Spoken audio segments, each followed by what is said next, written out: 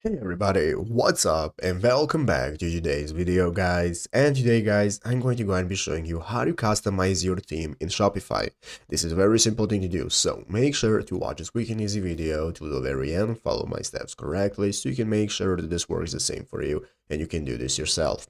But yeah guys, let's get straight into it. So the first thing you want to do is to go ahead and open up the official Shopify website right here, shopify.com if you're not already, and after opening it up, you'll be greeted by this main page right here, which is the home page where you want to go ahead and log into your account. So after logging into your Shopify account, now you'll be greeted by this home page right here, where at the left side of the screen, you can see all the sections you can access, such as home, orders, products, and so on.